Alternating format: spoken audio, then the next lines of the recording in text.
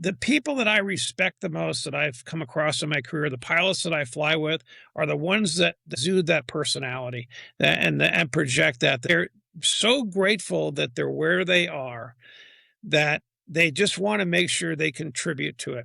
One of the things that I see today in some of the younger pilots that I've flown with is a sense of entitlement. They especially those that were hired during COVID because there was such a disruption in the industry, their pathway into the flight deck, although mine was really rapid, but I worked pretty darn hard to do that. Now, I'm not saying that the kids today that are coming in aren't doing that. I see them in my flight school. I'm doing everything I possibly can do to support them and help them get here. But please don't lose that sense of gratitude. And please don't lose a sense of the fact that this job is so special. And it is the greatest job on the planet.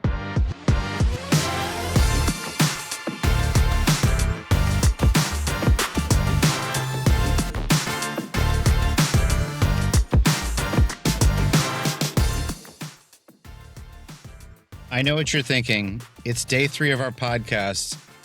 And still you're not seeing any Tim. I assure you, Tim is alive and well. We don't have any proof of life with us, but I swear he'll be back in town tomorrow. My name is Dan Gill. I'm the video producer for Right Rudder Marketing, and we're here to do the Aviation Business Podcast. Today we have a special guest, but before we talk about the special guest, I'm going to give us a shout out for our producer, Right Rudder. Right Rudder Marketing is a digital marketing company that works primarily with flight schools across the United States. If you feel that your flight school is running you and you're not running your flight school, definitely reach out to us. Go to the link on there, and then we can sit down or reach out to you and do a consultation to get you in front of your school again. So today we have a special guest. He started out flying a traffic copter in Washington, D.C., and then he finished his 40-year career very recently flying the A330. So without further ado, Joe Gilroy, welcome to the podcast. Hey. Well, it's great to be here, Dan. Thank you very much for that very kind introduction. I don't consider myself that special, but if you say so, I'll take it. Thanks. So, yeah, before we get into your career, let's talk about your nonprofit. So you're kind of semi-retired, but it sounds like from our conversation yesterday, I don't ever know if Joe Gilroy will ever retire. So what are you working on these days? You're not the first person to say that. No, I unfortunately had to leave my beloved A330 flight deck March 7th of this year when I turned 65, of course, hitting the mandatory retirement age. But I started Speedway Flight Training a number of years ago, and with a couple of partners, and we're making a pretty good run of it here at Hampton, Georgia. But I think the emotion I feel the most, and that's driving my pursuits moving forward, is one of incredible gratitude for having a 41-year career at what I consider one of the finest airlines in the world, Delta Airlines. And although I've had to reluctantly leave it, my mission now is to try to find a way to pass forward to the next generation what I enjoyed for the last 41 years. I can't begin to tell you how once again, how grateful I am for that opportunity. So I started the Speedway Flight Training Scholarship Fund a couple of years ago with the aim of identifying youth that are interested in careers in the air. And it comes with some conditions. If you receive the award, you have to commit to go to an aviation university to pursue a degree that's going to get you to a professional piloting position. But the biggest barrier to entry that I've found for especially non-traditional students, and that's my focus, is somebody who has desire but doesn't necessarily have the resource or the mentorship or the backing. We want to find that individual, give him or her a private pilot license, no charge to them, but along the way, give them the mentorship and the support and whatnot to then go on to the next step, hopefully attending that aviation university, using traditional student financing if necessary, and then end up, hopefully, 40 years from now, sitting where I am, talking to your successor also. Right. So you were telling me yesterday that the biggest entry isn't the tuition for the school. The biggest entry is that a lot of these flight programs are asking the students to come with a private pilot certificate. Um, so tell us about that, and then tell us about how your program is helping them kind of on a conditional basis, going through steps to kind of meet that requirement so they can start flying. Yeah, so as you mentioned correctly, the Embry-Riddles and the Auburns and the Ohio States of the world expect you to show up with a private pilot rating all ready to go, and they'll insert you into their 141 program at the instrument level. So although it's possible to show up with nothing, it's traditionally expected. In fact, that's really the bulk of our students at Speedway is that individual who wants to pursue a professional piloting career. So my concern was that most of these kids, say a kid from a rural high school in Georgia or an inner city high school up in Atlanta that has a desire to do this, uh, they don't have the connections. And I've been a little bit frustrated in trying to deal with some of the guidance counselors at the local high schools around here. They don't seem to understand what the pathway looks like either to get into flying. When I was a high school student in the late 1970s, my desire was to go to one of the service academies. My father was a career Air Force officer, retired as an Air Force colonel after a stellar career, starting out of the Army Air Corps back in 1944 and during World War II. But uh, unfortunately was not able to secure any sort of military pilot slot back in the day because I had terrible eyesight. I since had LASIK surgery. I don't need glasses now, but I had 2200 in this eye and 2100 in that eye. So I was what they refer to as non-rated, which Right. meant even if I had gone in the military, I would have not been able to fly. So as desperately as I wanted to attend one of the service academies, I wanted to fly more. So I found out about Embry-Riddle in my the first part of my senior year, and Embry-Riddle was kind enough to send up a guidance counselor or a college counselor to my school, Bishop Ireton High School in the Washington D.C. area, Alexandria, Virginia, and gave me the lowdown on it, and I decided that was the place for me. So the rest is history. I attended Embry-Riddle from 1979 to 1982. Yeah, let's go back to your nonprofit just for one more moment. So your nonprofit, and we talked a little about the funding model before, but nonprofits like this, they need funding to help fund the program.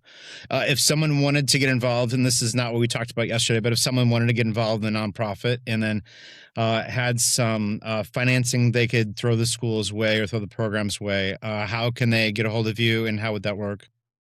Well, they can certainly us the website. We have contact information there, but it's www.speedwayscholarship.com. And we would love to receive the support of anybody that's interested in helping us to achieve our mission. I At my recent retirement party, I had was very gratified to have many of my friends show up and I sent out a message. I asked them, "Hey, instead of bringing another bottle of bourbon that I don't need, why don't you consider spending some money on the Speedway Flight Training Scholarship Fund?" And that was a very, very successful outreach. We were able to significantly increase the size of the fund. I have a funding level in mind that I want to eventually get this to the point where it becomes self-sustaining, and the income from the fund can pay for. So I can leave this when I'm gone. I can leave this in perpetuity to my school and whatnot. And I do want that Speedway flight training itself receives absolutely no benefit from this. Speedway, although we provide the airplanes and the instructors, we do it under our actual cost to deliver. So enrichment of So anybody. another way someone can get involved is by volunteering. Is that right? We would love to have any volunteer. I seek certified flight instructors that would be willing to mentor one of my awardees. I'd like to, when the award is received, the first step of the award, as we were mentioning yesterday, not everybody with the desire to do, and there's, it's not the easiest thing in the world to eventually get to the you're flying passengers around the globe.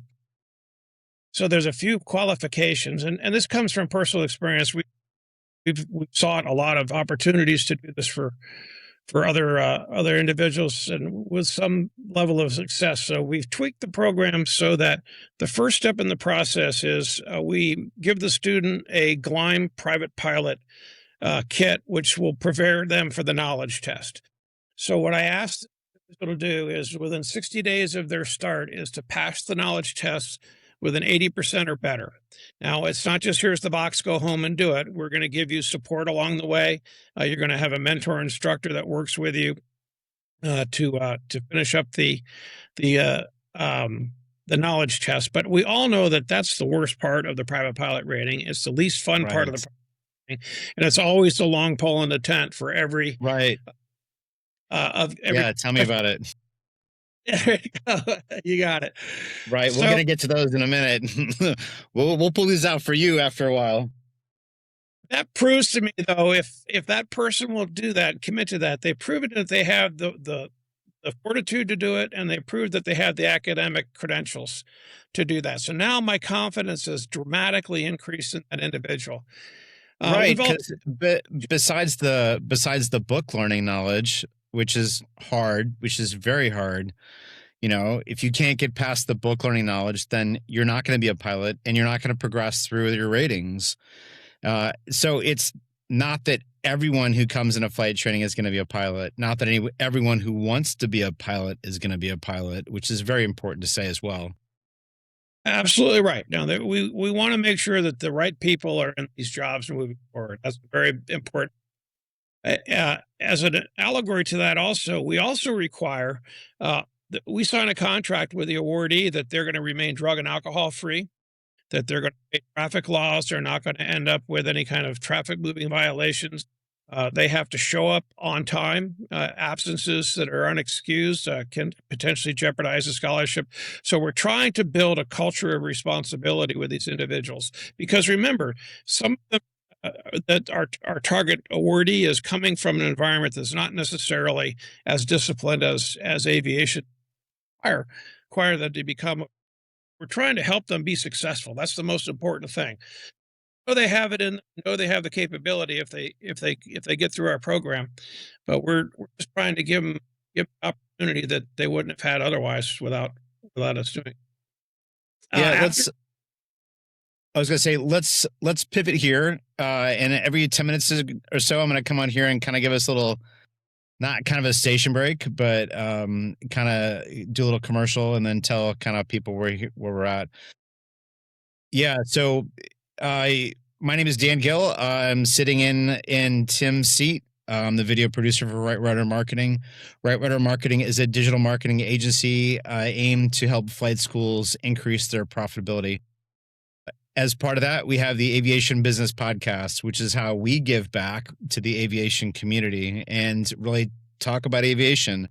Today, we're sitting down with Joe Gilroy, who is a 41-year commercial pilot veteran who started out flying a traffic copter in Washington, D.C., and then finished out last year on the A330.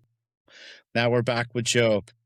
Tell us about one of the problems that we talked about yesterday with aviation is that, when you ask a kid what they want to be when they grow up, they'll say, I want to be a firefighter, I want to be a policeman or a doctor or a teacher, because those are all career paths that we see in front of us, not every day, but they're very visible.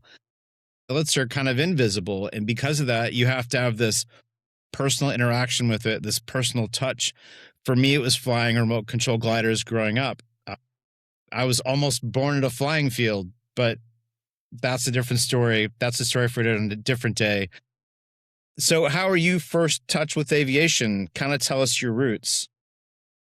Well, I was very fortunate to grow up in the Washington, D.C. area. That's a picture of me at age 5 in my backyard. Father, Air Force officer, came to the Washington, D.C. area after passing through Wright-Patterson Air Force Base. He was an aeronautical engineer by training. He was, in fact, the first class of aeronautical engineers to graduate from the University of Illinois after World War II. where he met my mother. Um, but he was a non-rated Air Force officer. Pretty remarkable that he rose to the rank of full colonel '06 before he retired. But I think he passed the love of airplanes and aviation on to me in the gene, because even from this age, all I ever wanted to do was what I got to do. And I used to, as a kid, read everything I could about airplanes, watch all the old movies. Clock High was my favorite show, and I used to draw airplanes constantly. It was just there was never any doubt in my mind what it was that I wanted to do for a living. In fact, I recall one of my best friends from high school, as I had gotten my first aviation job at Republic Airlines. He said, "You're the luckiest guy I know, Joe, because you always knew." I still have no idea what I want to do, and it's truly a blessing. And that's one of the things with these kids on that scholarship. If we can help them by something that they're going to have a passion for and want to do early on, it's going to help them to devote that much more attention to that, and more successful, and be that much more efficient in getting their goals. Right. So yeah, so you loved aviation growing up, and then college came up. So tell us about kind of that transition from wanting to do it to doing it. Yeah, it was a dream come true. Like I said, I tried really hard to get into the military, and even after I was at Embry-Riddle, I kept trying. But with my terrible eyesight, it just wasn't in the cards back in that day, and the corrective technology wasn't anything like it is today. So I was. You said you hit Embry-Riddle really hard. You said you hit You said you hit your education at Embry-Riddle very hard. I did. I just attacked it voraciously because I was finally getting to actually learn the stuff I wanted to learn. I showed up at Embry-Riddle in 1980, I believe it was, or late in '79. I guess I graduated from high school in '79. I knew I had found a home as I was walking down the parking lot from the University Center to the flight line early on my arrival there. A Delta Airlines DC-9 was taking off from runway 7. It was runway 6 at the time. And I stopped to watch that airplane fly by. And as I looked around, everybody else in the parking lot had stopped and was doing the same. Going, hey, this is my people. So right, there you go. And but it was just a wonderful experience for me. The mentorship, the professors I worked with. There's to this day there's a couple that were really key to my success and inspired me to be as good as I possibly could. I did have a certain measure of success academically there, and graduate as the outstanding graduating senior in my class, which was a nice feather. But before we got to that, you said you did. Let me go back to this real quick. How many years or semesters in a row? So we were on the trimester system. So there are three. Right. The year was broken into 3 sections. So I just dove right into it. I went 5 trimesters straight, which as a 19-year-old kid seemed like a good idea, but even I had limits. I just was incredibly burned out.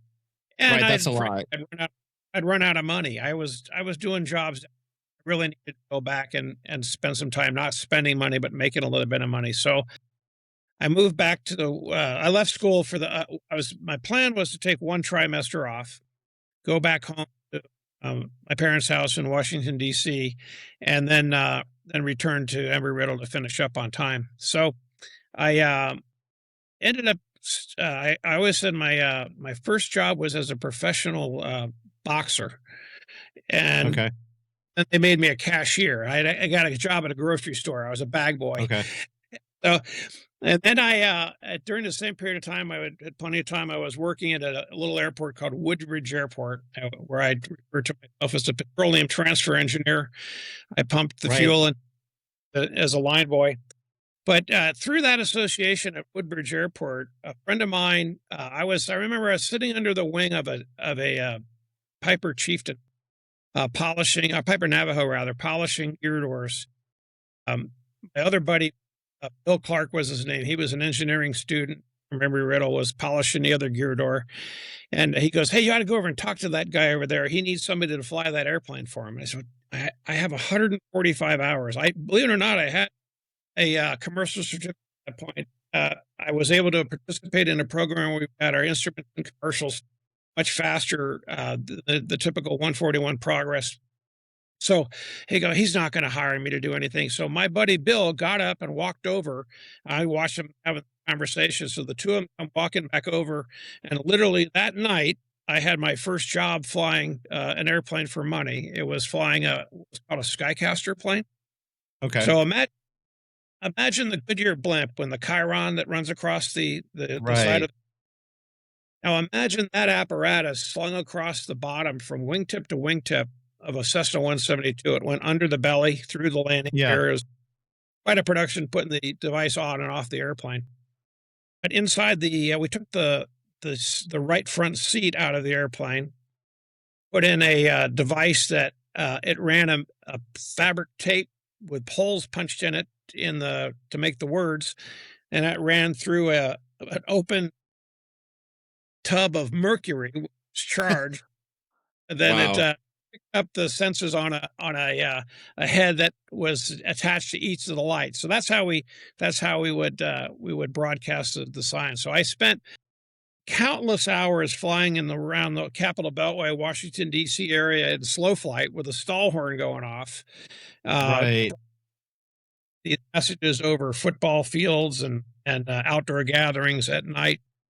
As kind of an interesting aside, I was over just to the west of Andrews Air Force Base speaking to the tower flying area, and they asked me to immediately cease my operations. I had caused several accidents on the Capitol Beltway, and the reason is if you looked at the airplane from an angle, because I was going so slow, I looked like a UFO hovering over field. So I actually saw a skycaster plane one time, and I completely appreciate the visual deception it creates. But from that association with the man that owned that airplane, I ended up as an airborne traffic reporter for Kix 106 radio, which at the time was the #1 country station in the nation. So here I was, a 21-year-old knucklehead, doing on-the-air traffic reports for the #1 country station in the nation. It was WKR was my life for that.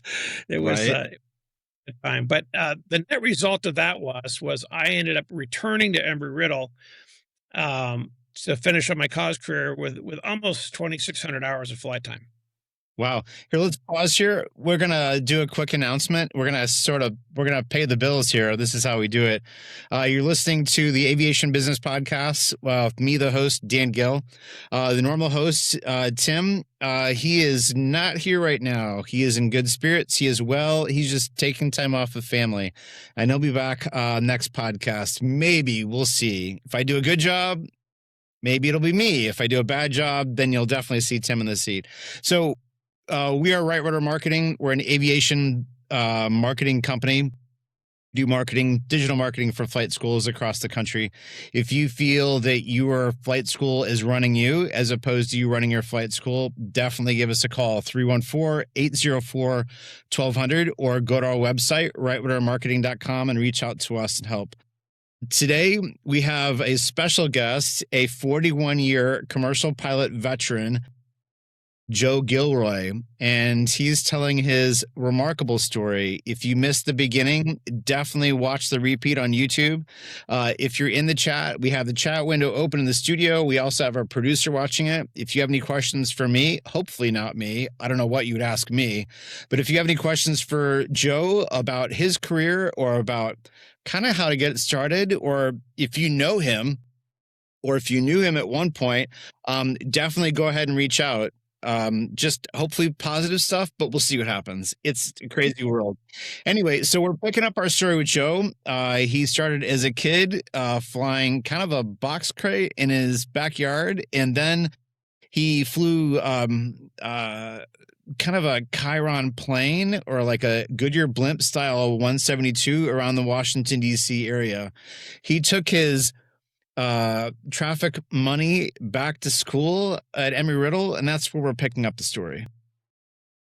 Yeah, I was able to earn quite a decent income doing that on the air stuff with the radio stations. So I was blessed to be able to return pay off most of my my student loans. I also had incredibly supportive parents. They were generous to me.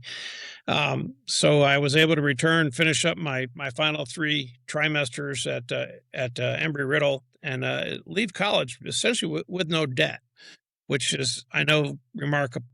Right.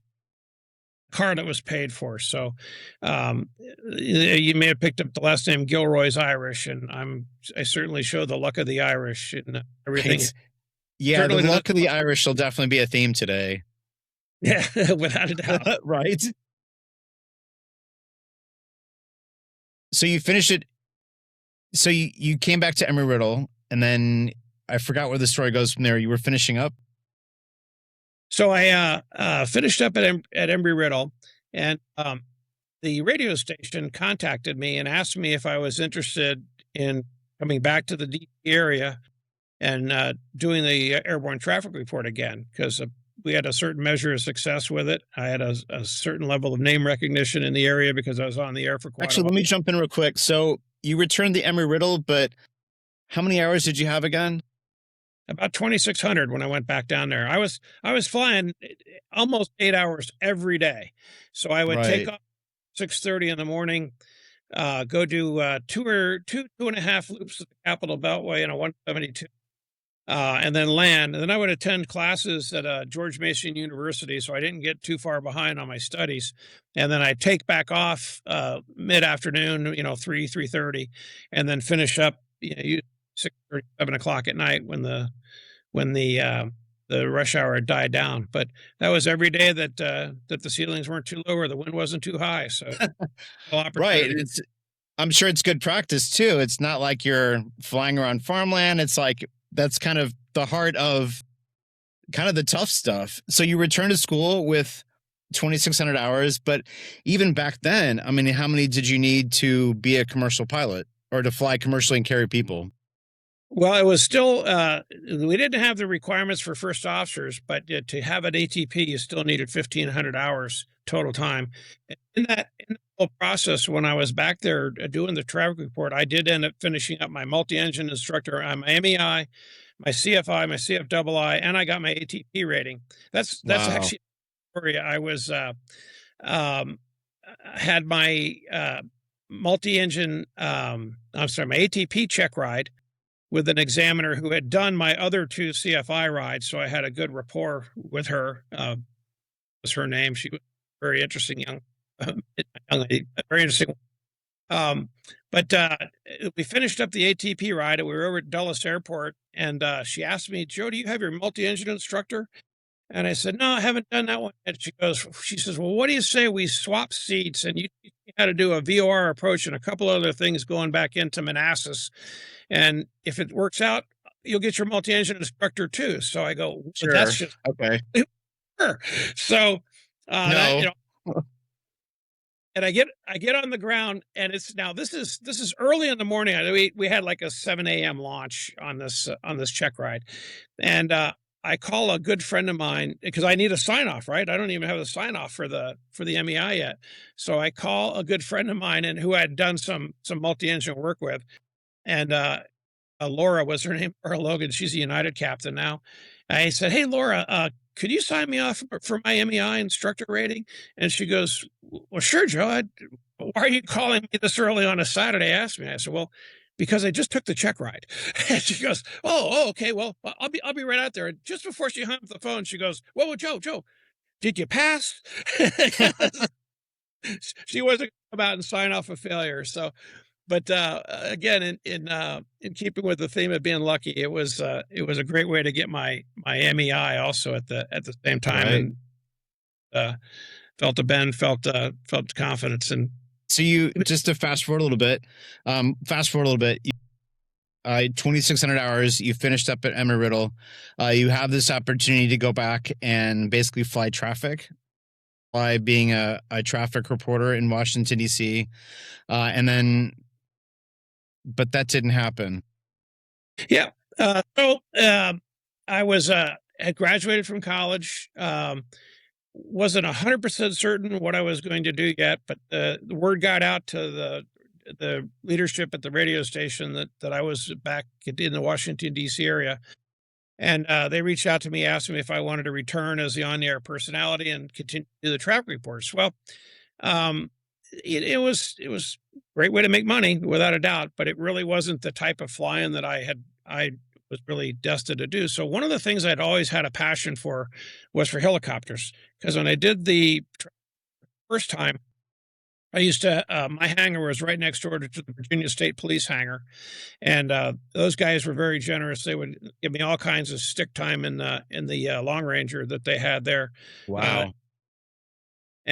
So never really got any formal instruction from them. But boy, I sure got bit by the bug. I can tell you about that later. I'm an ATP helicopter pilot now, but uh, anyhow, what I decided to throw out to the station is, I'd be interested in doing this, but would you consider doing it from a helicopter?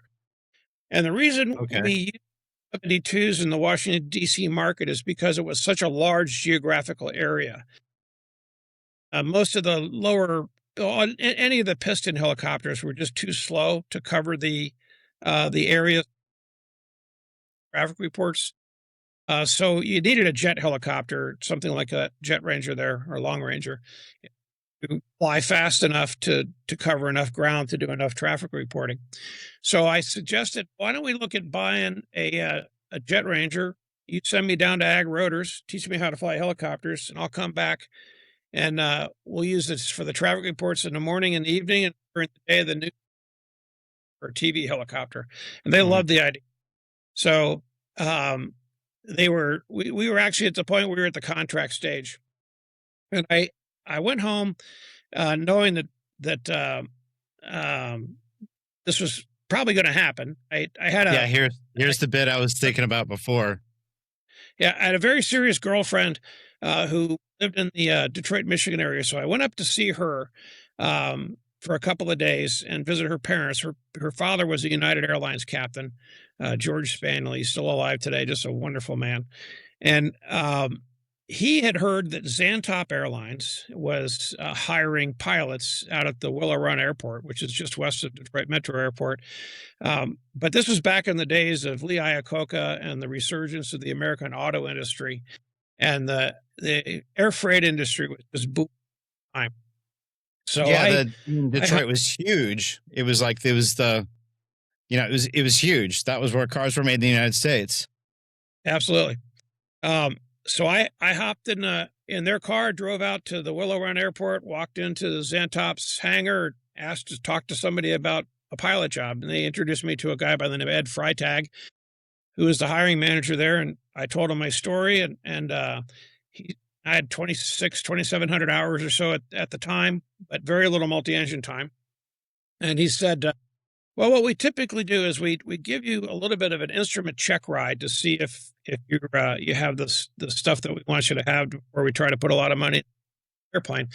So they sent me down to the FBO on the other side of the field and had me fly one of those Frasca desktop simulators. Essentially, it was just a 170 yoke. And little bit, I was in the flight simulation department down in Embry-Riddle, and we all the time. So I was able to give a pretty good representation of myself and pass their check rides. I went back and I walked out of there with a job offer. I went ahead and went back to the DC area. So now I have a job offer to be a first officer at Zantop, and they've got this traffic report deal that's happening. And how old were you? I was 22. 22. Okay. Probably 21 would be my guess. 21, 2,600 hours, a job offer in hand, competing for a job that you already had, kind of. Yeah.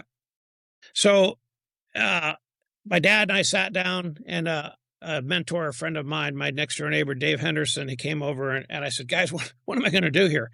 I said, I've got 2 job offers. I don't really know what I want to do. And my dad said, well, you haven't really come up with a contract rate for the traffic report job. What are they going to pay you to do that? I go, well, we haven't gotten to that point in the negotiations. He says, throw out a crazy number. And if they if they take it, great. If they don't, you got your other job to go to. So I went out, and I don't remember what the number was, but it was in the 80,000 a year range, which was a lot of And this is like back that 1981, right? yeah, it was a lot. And there's no they're going to do this. And I remember Bill Sherrard, the station manager, when I threw it out there, he laughed. So I said, well, that's, I tell you, here's the deal. I got this other job, and I really don't know what to do here. And he Right. left me back later. He says, we'll do it. It's like, oh no. So Right. the answer I was actually looking for, because I really wanted to be an airline pilot, was my So went back. Dave and my dad and I sat down again. We had continued the conversation, and Dave asked me the question. He says, where do you see yourself in 5 years? And I just see myself doing circles around the Capitol Beltway in 5 years. He goes, well, Joe, you have your answer. So the rest was history. I told the station that I'm sorry, I've had a change of heart on this career path, and I've got this opportunity to go to Xantop. Boy, what an incredibly lucky decision that was to do that. Yeah, let's take a break here, and we're gonna do a kind of a pay the bills. We're gonna do another commercial. If you're tuning in, we're talking to Joe Gilroy, a 41-year commercial pilot veteran of aviation. We're on the Aviation Business Podcast produced by Right Rudder Marketing here in St. Louis. Right Rudder Marketing is a digital marketing agency that helps flight schools become more profitable. If you run a flight school or know someone that runs a flight school, or more likely, if the flight school is running you and you're not running the flight school, then definitely reach out to us. Call us on our number here we had on the screen, or go to rightruddermarketing.com. We do free consultations. Bring some tissues along, tell us your stories, and we'll hopefully get you back on the right path. So today on our podcast, we're talking to Joe Gilroy, a 41-year veteran of commercial pilotage. He started out flying a 172, doing traffic reports in Washington, D.C. area. And then it retired last year on the A330 with Delta Airlines. So right now we're in Joe's life. We're kind of going through it. It's going to be a longer one today. If you have any questions, definitely feel free to put them in the chat. We'll get to them. Hopefully the questions are for Joe and kind of how to make the most of an aviation career. Because if you're thinking about a career in aviation, or maybe you're in it, or you're a CFI and you're looking for the next step, this is definitely the guy to ask. Not me, but this is definitely the guy to ask. So Joe just talked about having a job offer in hand from a small airline in Michigan. I'm sorry, I'm messing this up. A small airline in Michigan, like a commuter. Anyway, a job in Michigan, and then he took it back to Washington, D.C. And it was about, we think about an $80,000 offer, and now he has a second offer, basically the same amount of money, to go back to Washington, D.C. and fly basically a traffic plane. So now Joe has to make that decision whether he wants to fly around D.C. or kind of go the next road. So what did you choose? Did you go back to D.C. or did you go to Michigan? Well, after that fateful conversation with my mentor, Dave Henderson, and my father, asking the question, where did I want to be in 5 years? The answer was, I want to be an airline pilot. I don't see myself driving around the Capitol Beltway, even if it wasn't a helicopter. I just, I have greater ambitions than that. And it was a great decision, because I showed up at Xantop International Airlines. It was actually an all freight airline, bulk freight airline, meaning we didn't load things in containers. We loaded everything from Sidewinder missiles to transaxles on pallets sitting in the back, strapped down of a Convair 640, a Lockheed Electra, a DC-6, or a DC-8. But that was the absolute best thing that could have happened to me as an airline pilot, because I had just come out of Embry-Riddle with a head full of academic knowledge and have essentially no practical experience. So I got to sit and watch some of the finest pilots you've ever met in your life. These were survivors. These were guys that flew night freight for their entire career. And we were the prettiest group. We always called ourselves the best of the worst. But we flew full airplane, and it was all manual sticker. We had most airplanes didn't have autopilots, so you flew Detroit Roller Run down to Brownsville, Texas, 5.5 6 hours, 240 knots, flying airplane the whole darn way, and all the approaches were hand flown and whatnot. So it was just an incredible experience. I think our producer Raul, I think he has a picture of the Electra. Raul, if you could show us what an Electra looks like these days. Well, I guess back then. Yeah, Still well, a he's couple. bringing up the picture. Yeah, so let's kind of fast forward from here. So you have this job in hand, and then you end up kind of with another opportunity that comes down the road, right? With the Republic. Well, Oh, here yeah. we go. So So here's an electric. Electra, I'm living sorry. life, loving life, flying for Xantop, but that wasn't. I didn't want to spend my evenings flying freight every night. I really wanted passenger airline. So one fateful Saturday evening, I was headed out to the Ann Arbor, where I lived. Went to Right. sitting at the bar, waiting for two of my other friends who were coming in from flights. Yeah, it's the cockpit of the Electra. There, that was a hoot. And I was sitting at the corner of the bar, drinking a beer, waiting for my buddies to show up. And I was watching a guy getting shot down in flames, trying to pick up a couple of girls on the other side of the bar. And he was giving them, I'm an airline pilot thing, and they wanted nothing. Right. So, I introduced myself to him, told him what my situation was. He goes, "Oh man," he says, I work for this airline called Republic. We're the amalgamation of Hughes Air West, Southern, and Bonanza Airlines, and but we're going to hire about 60 guys.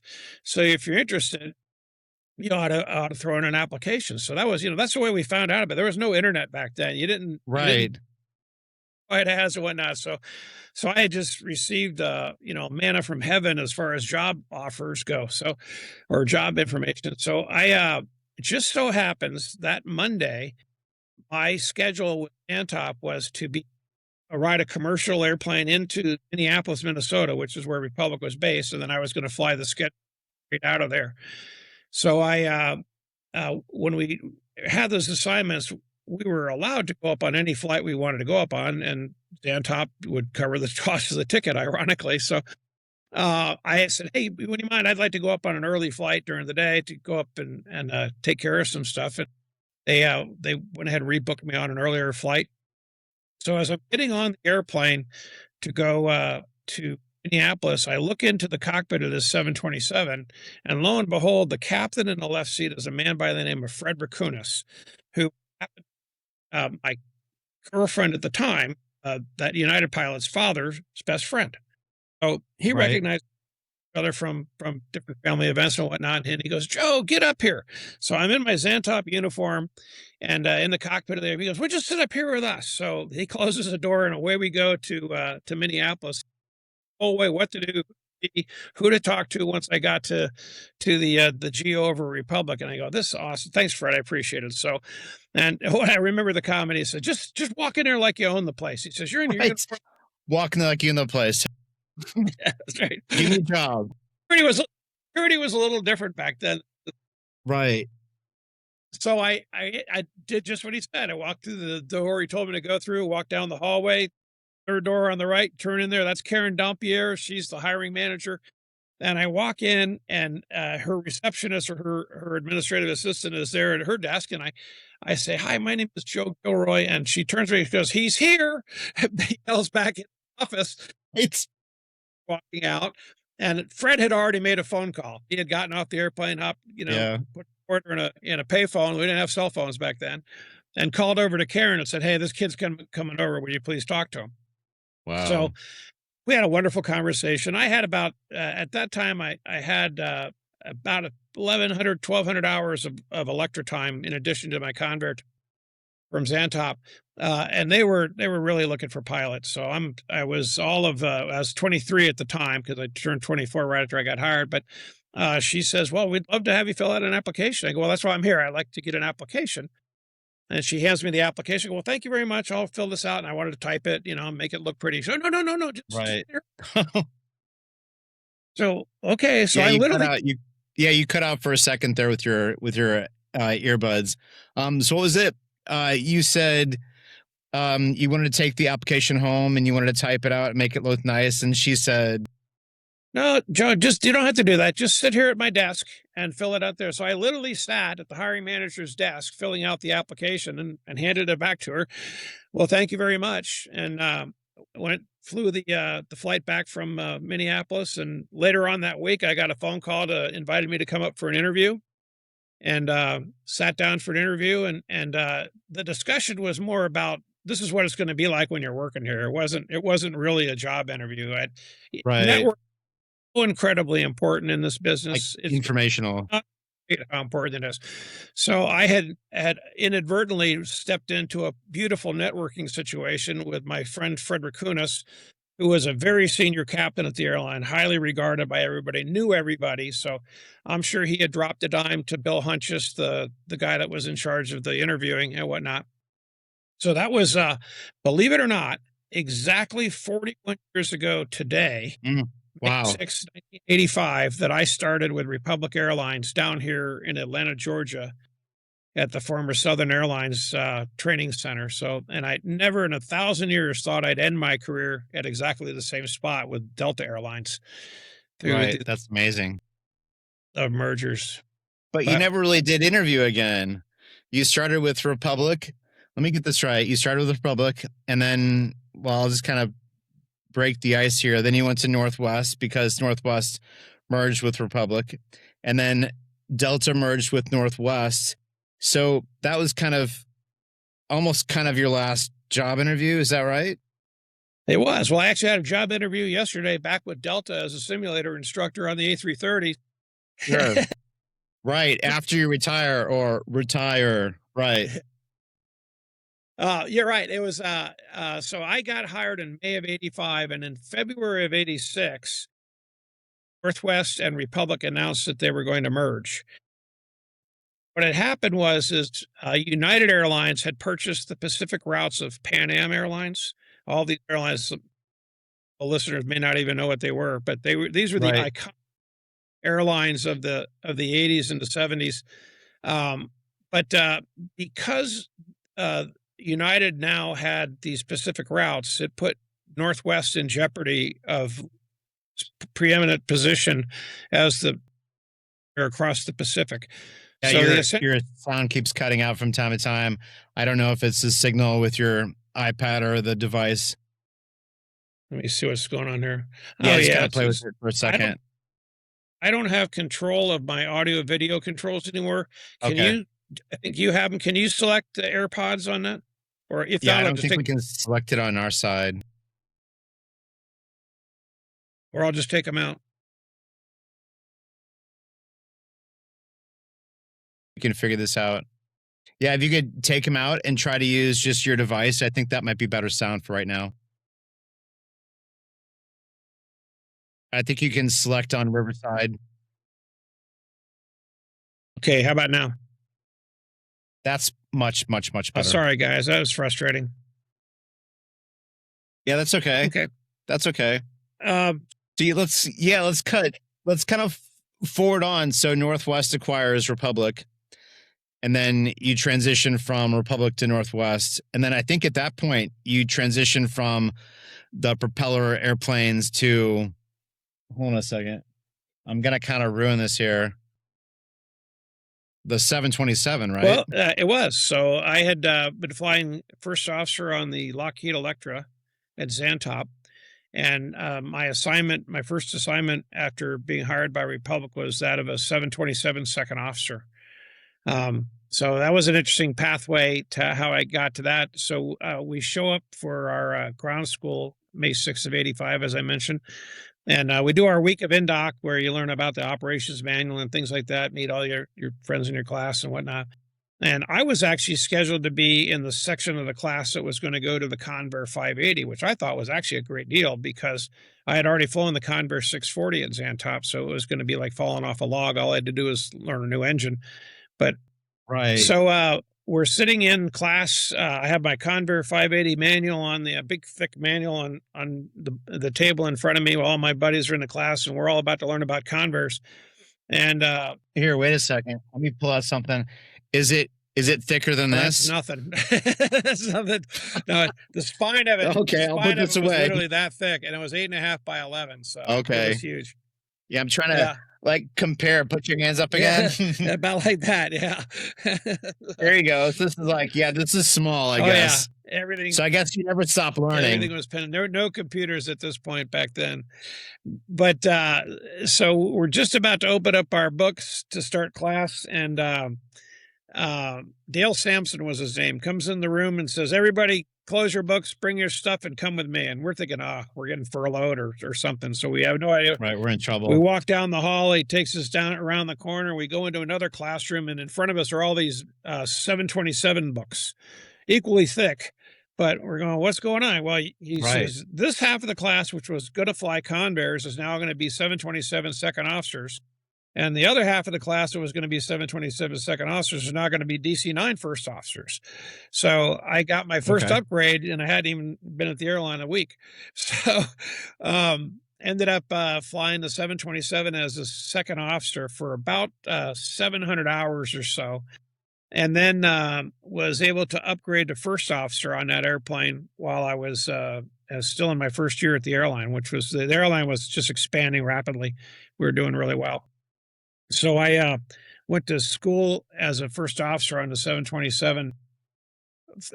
Interesting story there. We were out in Seattle, Washington, using the simulators at Western Airlines for our training.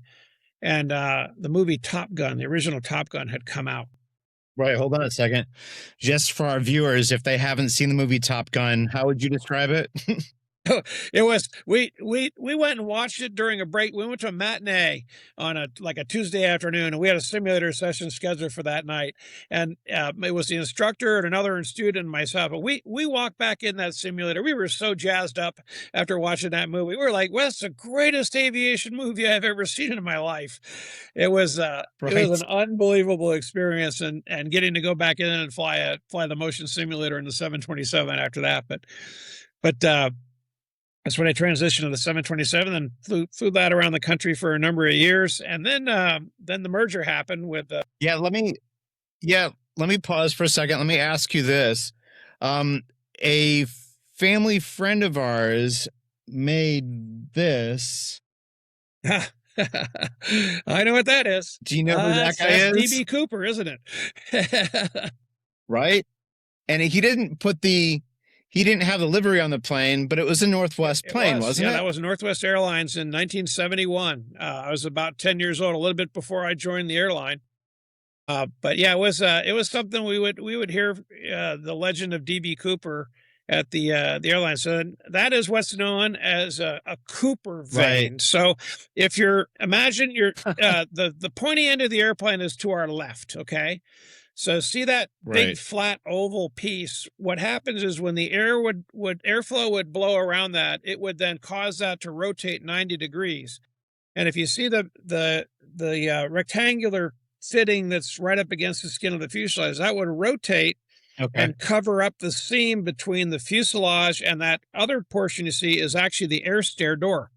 So it would prevent the air stairs from being able to be opened in flight, which is how DB Cooper actually was able to leave the 727 that he hijacked. He had a parachute, and he opened the rear air stairs and jumped out, which was a technical possibility then. But that's how they fixed the air stairs from being opened in flight, but is referred to as a Cooper vane. Right. Did you hear any stories? I mean, you probably flew with pilots that knew about it. I did. I'm sure I flew with people over the years that knew about it. I know that some of the flight attendants that were on the flight were still working for Northwest, although I can't honestly say that I ever interacted with them. But it was a big part of aviation history and aviation lore back in the day. But that was about 15 years before I had arrived there. But right.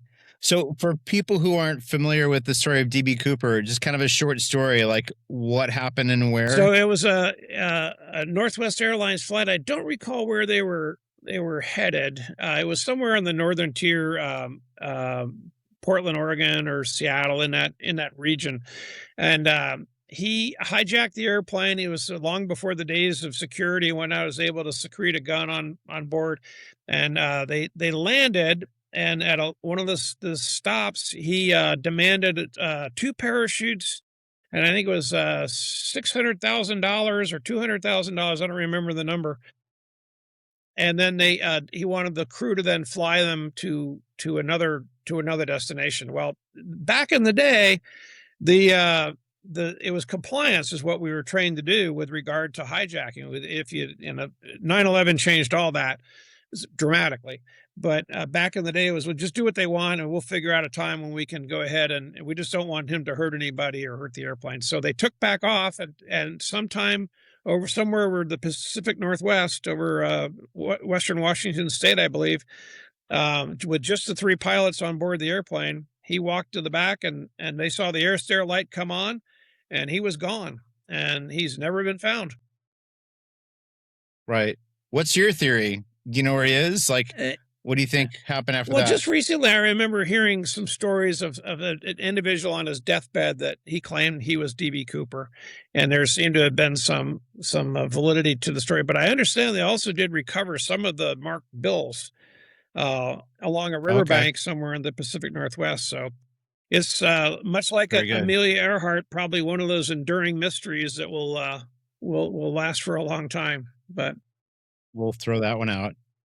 Yeah. So kind of fast forward a little bit. So you worked with Northwest Airlines, and then you worked with various planes, and then kind of Delta Airlines merged with Northwest. Yeah. So Northwest, so we had a CEO by the name of Richard Anderson, who absolutely a brilliant man, was for a time the CEO at Northwest, and then also the CEO at Delta Airlines. So he understood the value of those two companies and how that they could synergize to form a much better airline. Northwest was known for technical expertise, excellent procedures, really disciplined business model, but candidly not very good with customer service. Not a brand that was really as highly regarded as Delta. Delta, on the other hand, excellent customer service, probably some of the best in the airline industry, a hometown airline feel, whatnot, but not necessarily the best on the things that Northwest was really good at. So he saw that synergy and proposed a merger of those two airlines, and that I was a huge beneficiary of that. So the Northwest Republic merger was a bit more acrimonious. I was the junior member of the Republic Merger Committee for the Green Book side, which was the Republic Airlines side. It was, reflecting on my long career, I've been fortunate to do some jobs that I was pretty good at. But I'm going to tell you right now, that was a job I'm not cut out for. So one of my pieces of advice to anybody that I have an opportunity to mentor is just concentrate on the stuff you're good at, and don't try to force yourself into a role you're not good at. I was thrust into an environment where I needed to learn when to keep my mouth shut and when to open my mouth, and I didn't learn that well. I typically had my mouth open when it should have been shut, and I had a lot to learn back then, and I was a little too far over my skis in that role. But at the end of the day, we got a merged seniority list pilot group that really had a hard time getting along with each other. But I have a lot of good friends from both Northwest and Republic to this day, and I'm very proud of the years I spent at Northwest. We turned it into what I think was sort of fast forward to from Northwest to Delta. The Delta merger was very different, you said. Very, very much so. The airlines really, it was, in fact, most of the articles you read it would refer, it was a merger of equals, whereas Republic could not have been more different than Northwest. Northwest and Delta were very, very similar, and each brought significant synergies, as I mentioned before, but it was a merger that didn't have nearly the tension or the acrimony that we had at the Republic Northwest merger. I had a tangential role in the merger committee with Northwest, also, or with Northwest Delta. I did some testimony before the arbitration board. I wasn't an actual member of the committee, but I participated in some of it, even though I knew I was terrible at it. They asked me to come back and do it, and I did my part. But anyhow, that seniority list went together a lot better. that's another thing where I really lucked out. I was so junior when the Northwest Republic merger happened. It didn't hurt me seniority wise. And then I was in a position, I had just come into the wide body flying category at Northwest. So when the Northwest Delta merger happened, it didn't impact me either. So I know a lot of horror stories. I have friends at other airlines that have been really hurt in seniority list integrations, but just based on where I was positioned on the seniority list at the time when the mergers happened, it was once again the Irish luck had held out for me there. So right. but so at Delta, you transitioned to the Airbus systems. I did. So shortly after the merger happened, and you kind of fell in love. Yeah. That's what it sounds like. Absolutely. No, after the Republic Northwest merger, we announced that we were going to be the launch customer for the Airbus A320, which was cutting edge technology back in the day. I think Braniff actually ended up getting the first couple of airplanes, but we were very much an early adopter. And I got myself on that airplane as rapidly as I possibly could as a first officer. I think that would have been probably 1997 or so. There I am with my good friend Jean-Christophe Lair. There you go. Who's a test pilot at Airbus. We're in the process of accepting a new A330-900 for Delta Airlines. I ran that delivery program for a period of time.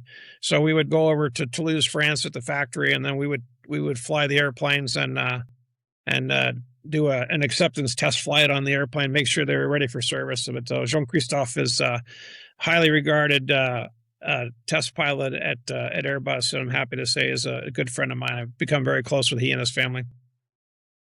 Yeah, what's it like? So did you work as a test pilot also for like Delta and Airbus, or you were the one who accepted? How did that work? Did you accept the plane for Delta? Or? So test pilot is a bit of a stretch to call me that. I haven't attended any formal test pilot school, but I over the years, because I had such a voracious appetite for technical geeky stuff, especially on the Airbus, I made myself. I spent a lot of time and energy becoming as knowledgeable as I could on the flight management system, and because we were such an early adopter at Northwest of the airplane,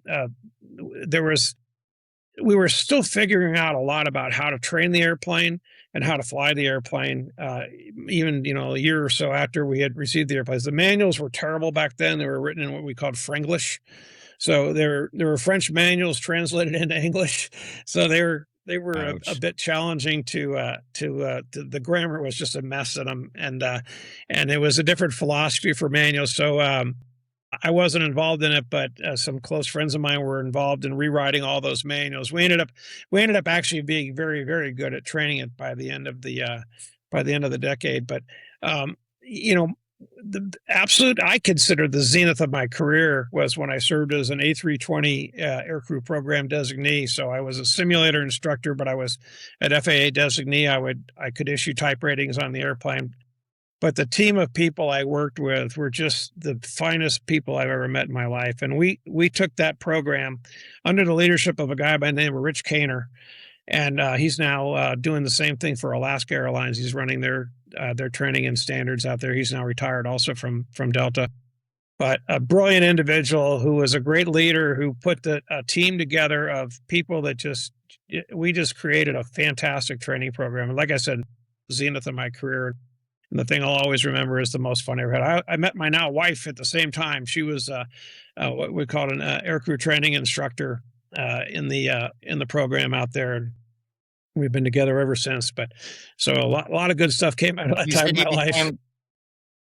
Yeah, you said you became kind of I don't know like a technical expert on the FMS for the A320. So that's it. And how did you get that? So, like somehow you got a book? Yeah. So I was flying the A320 into Phoenix, Arizona, and we had a jump seat rider. And then not that we're going to compare again, but it's getting. I know this will come. It's up. a little bit thicker than that, but about the same size. But right. The guy by the name of Ron Dietrich was an engineer for Honeywell, and Honeywell was the manufacturer of the FMS, the flight management system on the Airbus. And I was frustrated because those Frenglish manuals were really hard to find. There's things that the FMS was doing I couldn't understand what it was doing. So I asked Ron. I said, Ron, by any chance, is there a pilot's guide or something for this thing? Is yeah, there is, but it's like, So a pilot guide, what are you thinking? Like, are you thinking like, hold on a second. Are you thinking like this size? yeah, it's still thick like that. It was just a little smaller. It wasn't as big as the Right. in fact, the 727 manual, we used to call it Bob for Big Orange Book. Oh no. So just Okay. Wow. describe the size. But anyhow, Ron says, yeah, there's a manual. It's written by it's at a technical level, but we sell them. They're about $600 each. And I'm like, oh, I can't afford that. This is what So year? this would have been 1997 or so. So it's like at least $1,200 today. It's quite a bit of money. And I was Yeah. a ne'er-do-well first officer on the A320. Anyhow, we exchanged business cards because we hit it off, and I ended up going home, and a couple of days later, a box shows up in my mail, and it's a Airbus A320. I probably still have it sitting on my bookshelf over here in the back somewhere. Right. But I then, being the geek that I am, with a cup of coffee on a rainy Sunday afternoon in Toledo, Ohio, where I lived at the time, I was based in Detroit, I sat down and I read that book from cover to cover. And I was the only guy at the airline that had done that. So now because I know why I was doing that, or I had to try this because I read it in the book. Who would have ever thought reading something you'd learn, So right. Because of that experience, I sort of became the go-to guy on the flight management system in the training department. And we were transitioning from the Honeywell version of that FMS to the Thales Avionics version of that FMS. So I was asked to lead that. That was in 2001. Pardon me. And I started that project whenever I picked up the first airplane and brought it back. And I'm going to tell you right now, it was a disaster. It was not ready. It had not been properly tested. It was an absolute mess. What Thales did is they sent an engineer by the name of Lionel Varro, who is to this day is one of my closest friends. He came to Minneapolis, moved from me. He was an engineer on the FMS, and he and I would spend hours upon hours in simulators late at night with actual FMSs plugged into the racks down there. And I would say, well, Lionel is doing this. And he goes, but Joe, this is the way it's supposed to work, And I go, but Lionel, we don't want it to work that way. We want it to do this. And so the two of us in collaboration, spending probably close to a solid year working on that together, ended up doing a lot to turn that FMS into probably the best FMS that Airbus has ever had. It's certainly the standard now. In fact, I still actively serve as a consultant for that FMS with Thales. I'm a marketing consultant. I represent Thales with other airlines around the world, convincing them that it's the Airbus FMS that they want in their selections as opposed to the other one that's available. That was one of the things I also pass on to kids these days. If you find something you're interested in this career path, look for other ways to make yourself valuable. Become an expert on something other than just flying in the airplane. There's a plethora of things you can do, be it the radar system, be it the flight management system, be it, a procedure. Find something that you want to be recognized as the go-to person on, and it will pay you back in spades. It requires some significant effort, some creativity, but it's very easy in this career to become brain dead. That was one of the things that I always would warn my first officer OE students, especially on the A330, because it was such, none of the jobs are easy, but it was such a predictable job that it was very easy for somebody who wasn't very disciplined. I shouldn't say wasn't diligent enough to stay in the books and to stay current, could easily become less than proficient. Excuse me, become less than proficient when they're just sitting over there droning down over the Pacific, because they get so few opportunities to take off and land. So that's a good way to insulate yourself from that, is become relevant and Right. become an asset for your airline. Right. So we're about the hour and 10 mark. And we've kind of tackled kind of the breadth of your career, just about starting out with the 172 and kind of going to the Electra turboprop. Is that what it It was? was, yeah, it was that was kind Yeah. of the zenith of the turboprop era. It was introduced by Lockheed to be a short to medium haul 100-passenger airplane using four 501 D13 Allison engines. So if you're familiar with the Navy submarine hunter, the P3, that was a variant of the Lockheed Electra, or the ubiquitous C-130. It was a C-130 with a wing on the Yeah. bottom, is another way we Okay. refer to the airplane. But it was Yeah. So let me jump in here, but yeah, like starting out with the propeller turboprop and then ending up with, kind of what we would consider a modern aircraft. It's got the larger bypass fan engine on it. It has the modern avionics, and then it has the flight management system. So it's a huge, like, basically hand flying the 172 and nearly hand flying the Electra, going to kind of an automated system that, I'm not going to say it's flying itself, but you become more of a management of systems than anything else. I think we were talking yesterday, and one of your professors talked about this, like in 1981. What was the quote? You won't be a pilot, you'll be systems manager. Yeah, when I showed up yeah. for day one at Embry-Riddle, the president of the university, Jack Hunt, who believe it or not, his claim to fame, he was a blimp pilot in the U.S. Navy, held Wow. some endurance records in airships. And but he was a real visionary, and he addressed my incoming class, and he said, "For you pilots out there," he says, "you won't be pilots as pilots are in the traditional sense today in your career.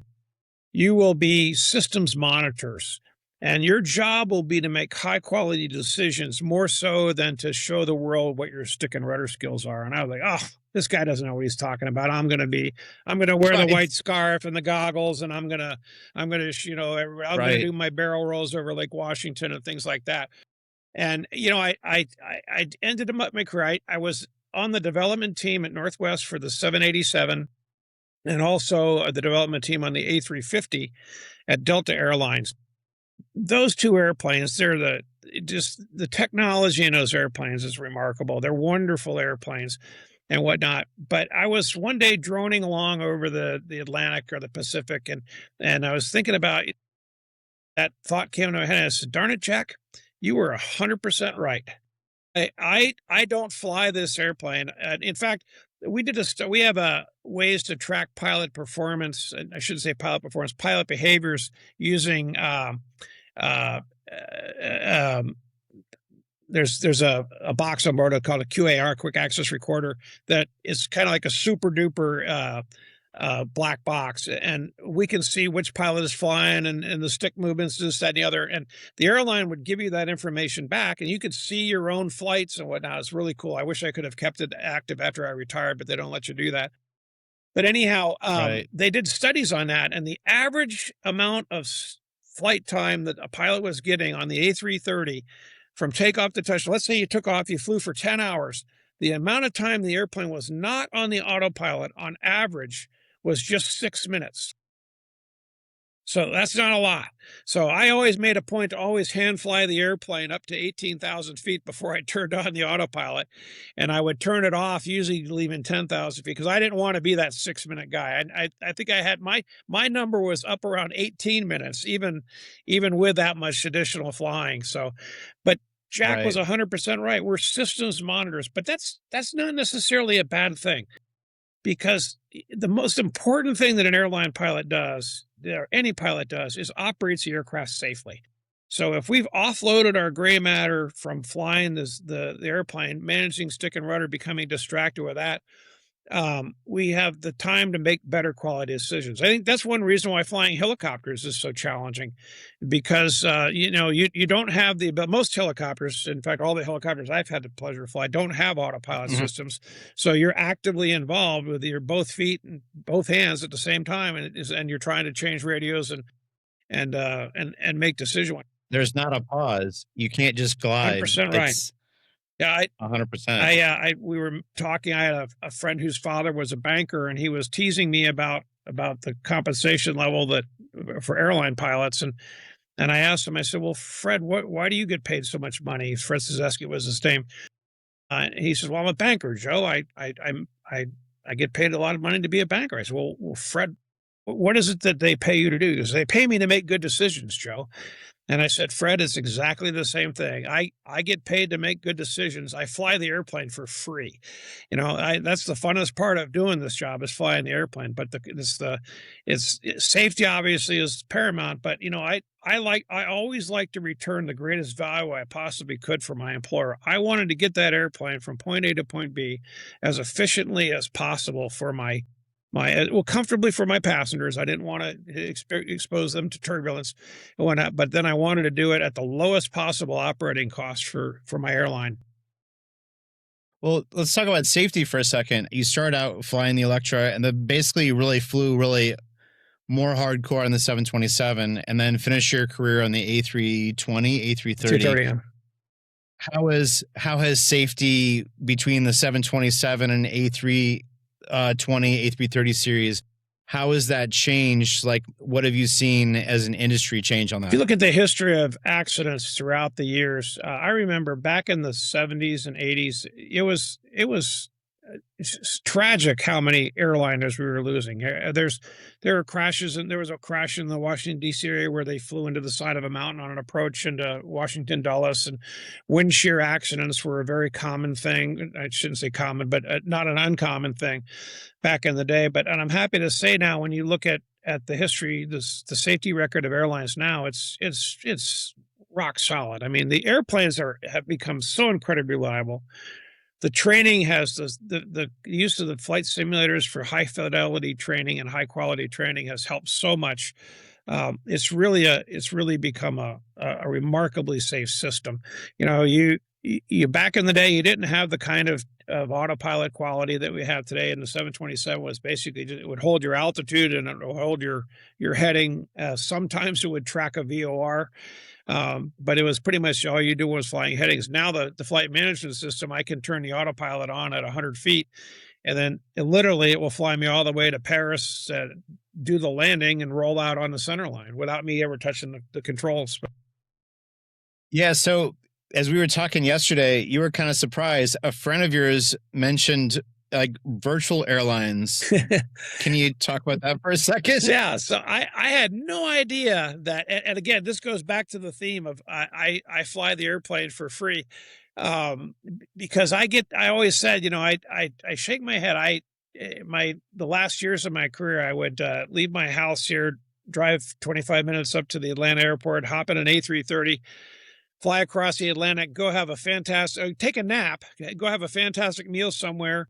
Right. Get up the next morning and fly an A330 back. And I go, this is just an unbelievable life. Well, I'm told there's a whole network of people that they do that virtually on their computer. They have their own airline, and they'll take off. They'll do exactly what I just described, monitoring the aircraft the whole way, whatnot. And it's not something I've been exposed to, but it's remarkable when you think about this career as something that people do for fun. Yeah, there's a network that I kind of took part of during COVID. I flew I think I flew for Delta for a short time, but they fired me because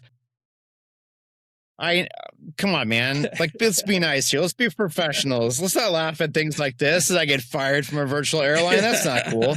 Hopefully Tim won't see this, because if Tim sees this, he'll be like, you were only virtually You didn't have that on your resume, dude. You were only virtually fired. So you have to do a minimum flight. You have to do like one every month or so. And I got distracted. I was doing other things. I didn't do the minimum. And so they fired me. Wow. But during COVID, I learned how to do commercial flying. Well, sort of. It's not the same thing.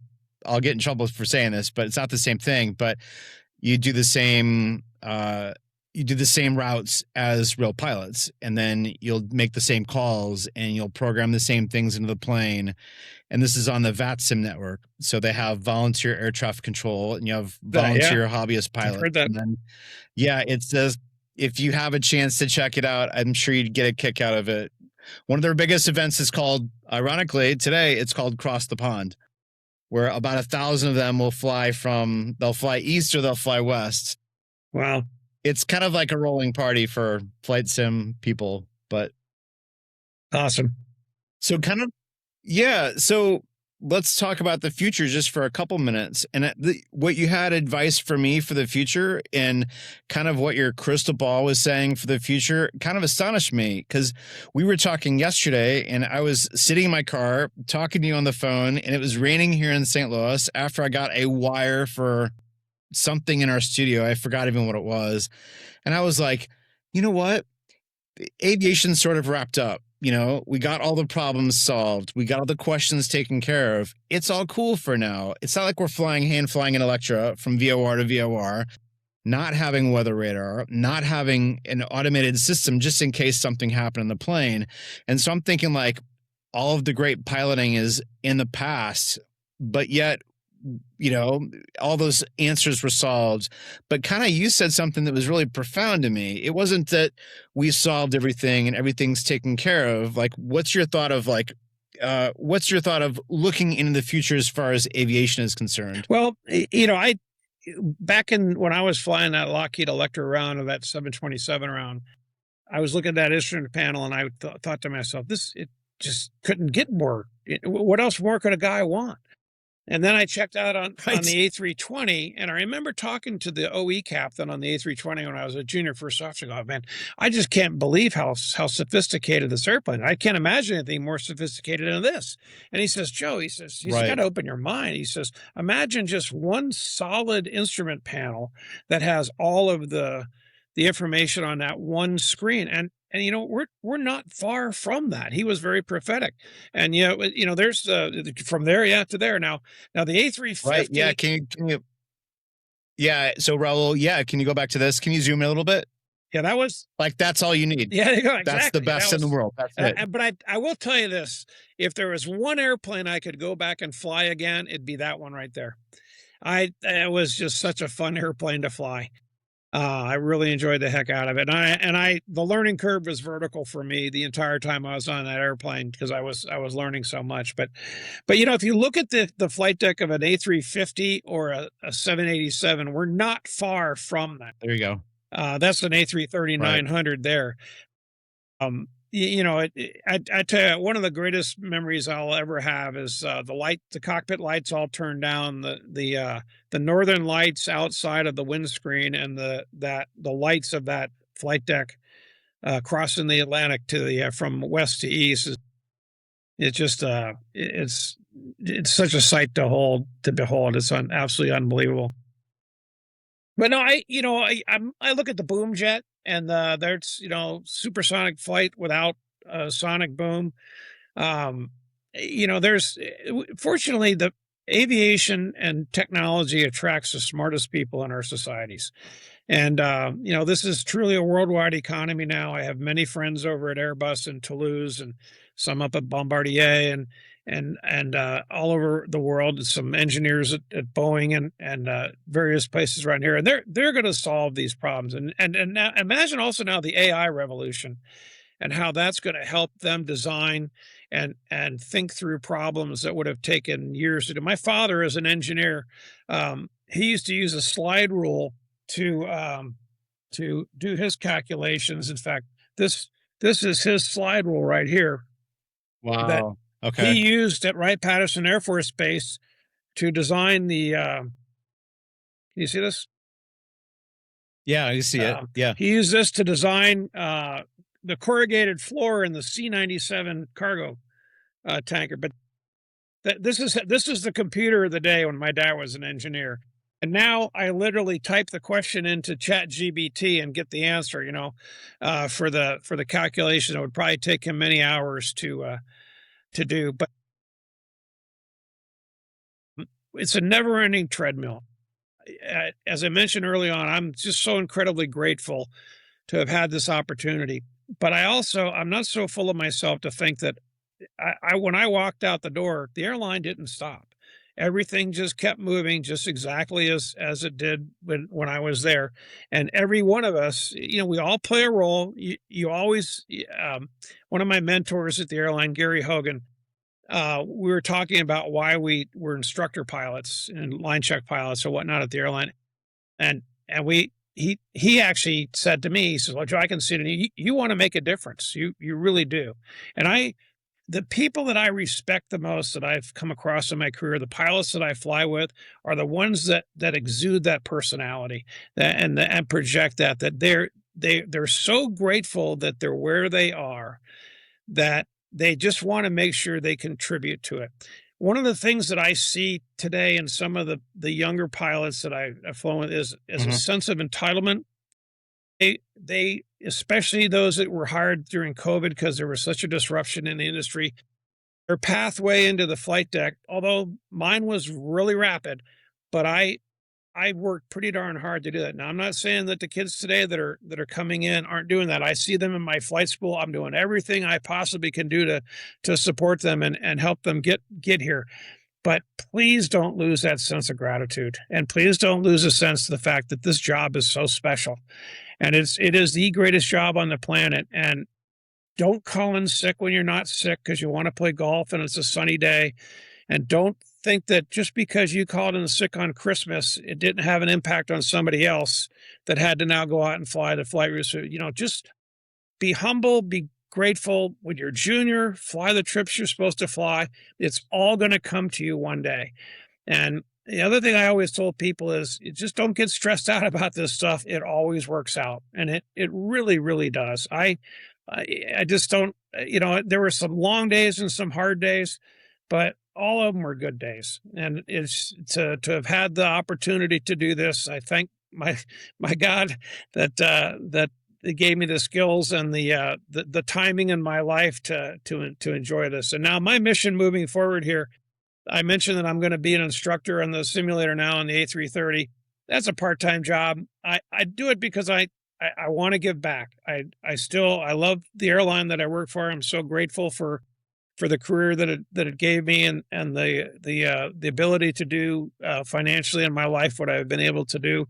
I never thought I'd enjoy what I have, but I want to share what I can with the next generation of pilots. That's why I have this flight school. I started it as a flying club back in 2016 with two other like-minded Delta pilots, Huey Harris and Glenn Fink, both good friends to this day.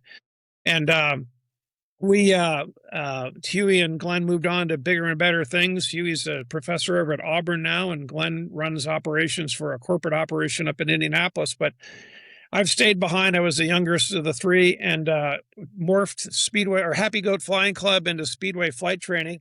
Mhm. And Yeah, we have your website up right now. well, I appreciate that. We're based in Hampton, Georgia. Now we use Rudder Marketing. They've helped us get from where we were as transitioning through the flights, the flying club rather, into the school we are today. We're very, very excited about our future. We're in the process of picking up a significant number of aircraft for our fleet, and we hope to support the aviation community here in the Atlanta area for many, many years to come.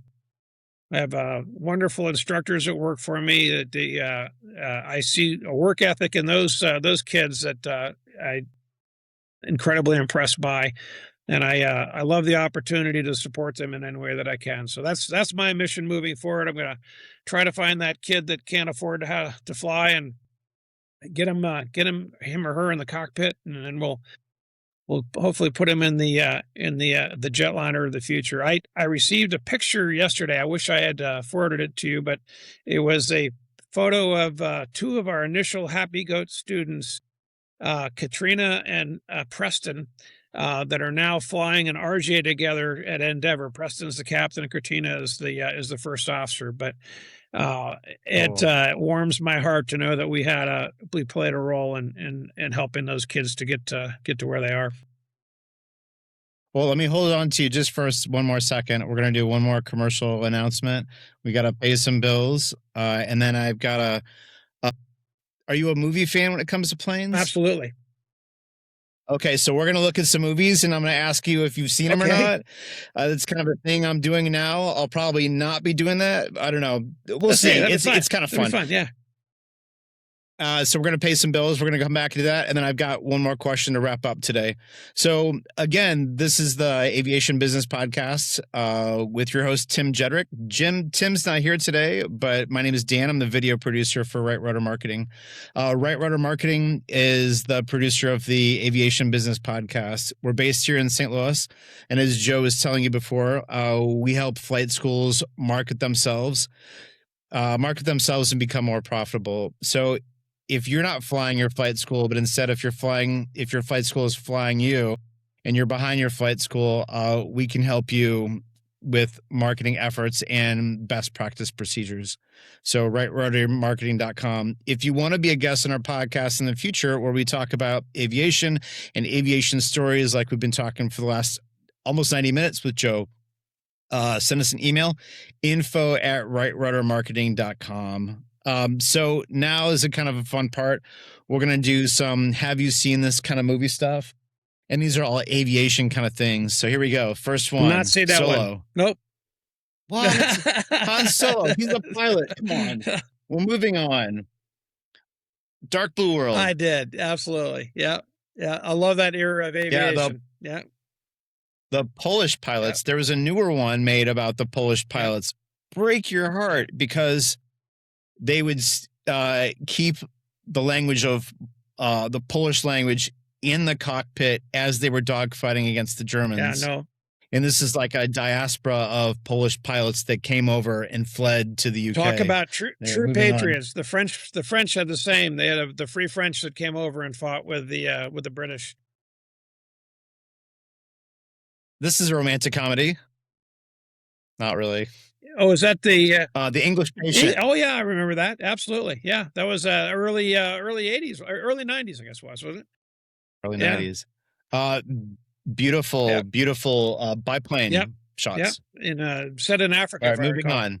Oh, of course, of course. That came out when I was at Embry-Riddle, and that was that was obviously just an iconic movie. You know, to this day we're still using Johnny. Have you ever been to a Turkish bath? Type lines. In fact, I had Kareem Abdul-Jabbar not too long ago on the airplane, and I wanted so badly to go back and say to him, or First Officer Over or whatever. Roger Over was his name in the movie. Right. Are you a pilot? And I chickened out. I didn't want to do it. Man. We were told at the airline, if you had a celebrity on board, you're not supposed to ask them for autographs or do something like that. I had more than a few celebrities over the years, but I do regret that I didn't go back and say something, come up with some quip for him about that. He might have appreciated it, or at least gotten a picture of him in the cockpit. That's too bad. Bridge of Spies. I haven't seen that one. No. It was about the Gary Powers U-2 shoot down over Moscow. I did not recognize the name of it, but yeah, that was a very, very interesting story. Tragic that he died in a helicopter crash doing airborne traffic reports, believe it or not. Yeah, a little bit before my time. But, yeah. Chicken Run, of course. Yeah, of course. They built their own plane. That's right. Sorry. Twister. I have to throw this out here. Not sort of an airplane movie, but it did involve flying. Right. Citizen Kane. Oh yeah. Yeah. Rosebud. That's what I'm like on set, by the way. What about North by Northwest? Oh yeah, one more. Oh yeah, The Right Stuff. I loved that book. I devoured that book, and I was a little disappointed in the movie, but the book was awesome. Iconic book. Yeah, they can't really reproduce the book. So this is the video disc copy. By the way, Blu-ray. My old CFI has my Blu-ray. So Adam, if you're watching, I want my movie back. Yeah. There's two parts to it. Wow. Yeah. Apollo And then 13 was I think also that's another about it. iconic movie back in the day. What was? Apollo 13 by Ron Howard. Right. So just a phenomenal cinematography on that. That's something I was going to ask. I forgot. Oh, yeah. What is today? May 6th, 2026. And what's the big deal about May 6th Well, for you? For me, exactly 41 years ago today, I was a new hire at Republic Airlines in Atlanta, Georgia. And that is where I sit right now in Noonan, Georgia, just south of Atlanta. I'd never in 1,000 years thought that working for an airline based in Minneapolis, I figured that's where I was going to be the rest of my career. But through serendipity, I ended up at Delta Airlines, retiring, landing at the Atlanta International Airport on March 6th, 2026 for my last A330 flight. And then ironically, yeah, that was, I mean, like 2025, last year, no, right? this year, just last month. This year. Just Okay. year. That was my second to the last flight there. And Travis Blunt was the first officer, and John Deraney, one of our dispatchers, a good friend of mine, came along. We did a Las Vegas turn. It was a nice day. Travis is a technical pilot. I served as a technical pilot for a number of years, and Travis was one of my coworkers, a technical pilot. And John is a dispatcher for us, a good friend of mine who just recently checked out as an international dispatcher. So he was getting his observation flight on that with that. So it was a nice opportunity. So. Very good. Hey, well, Joe, we met at Fasana back in, what was it, March this year? It was, yeah. Yeah, we had a night. And then we had a nice dinner, and then I really appreciate you coming on the podcast today. Well, I tell it, I'm honored that you guys would think that my story has any importance at all. And this is my last landing, and it was just not the landing I wanted. I had come back from Dublin. I had a bunch of friends on board the airplane, and it was pretty funny. We were set up for runway 26 right. I had some friends that are photographers that were going to video this for me, and they have airport access. And as we're approaching 26 right, the tower assigns us our runway, says expect the ILS 26 left. And I go, 26 left? Nobody lands on 26 left. And all the way across the ocean, I'm getting congratulations. The airline lets the controllers know that it's your retirement flight. So it's a really, really nice gesture. I saw some of my ACARS messages, made it onto Reddit and things like that, but congratulating me in my 41-year career and whatnot. But so it was a pretty windy day, and there's a significant amount of burble that comes over those big Delta hangars there. So I was working the wind all the way down, got the airplane straightened out, and the A330 it's not a hard airplane to land, but there's a little bit of a trick to it because the landing gear are trailing. The rear wheels hang down below the front wheels. You touch down initially, that first touchdown is pretty easy to get a nice smooth touchdown, but it's controlling the second touchdown that really separates the men from the boys in the A330. And well, I was a boy that day, so I had a pretty firm second touchdown. But again, I all I have is gratitude. It's just been a wonderful ride, and I can't thank you and Tim enough for what you've done for me and my school. And I know we're going to have a long and a happy relationship and friendship moving forward as we make Speedway and Rudder both more successful. So I thank you for the time today. Very good. You're welcome. So thanks again for Joe. We're wrapping up today. Once again, this has been the Aviation Business Podcast. We've been on with Joe Gilroy, a 41-year veteran from basically commercial airlines. And he's got a lot of great stories and advice today. If you just kind of tuned in, sorry you missed it. It's been a good time. I would recommend starting at the front and then go through it.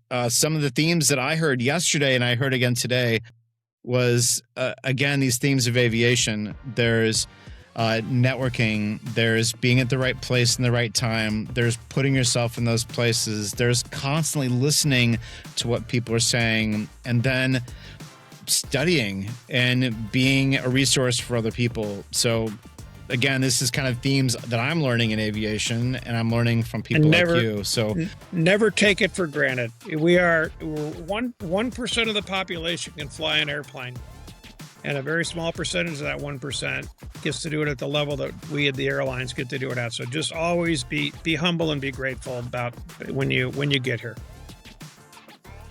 Very good. And we're going to go out on that note today, guys. So this has been the Aviation Business Podcast. I've been your host, Dan Gill. Normally Tim's in the seat, but he'll be back. I swear he's fine. Aviation Business Podcast is produced by Right Rudder Marketing. Right Rudder Marketing, we're a digital agency that helps flight schools market themselves across the country. If you find that your flight school is running you instead of you're running your flight school, give us a call, send us an email. Our phone number is 314-804-1200, and our email address is info@rightruddermarketing.com. So until next time, we'll see ya.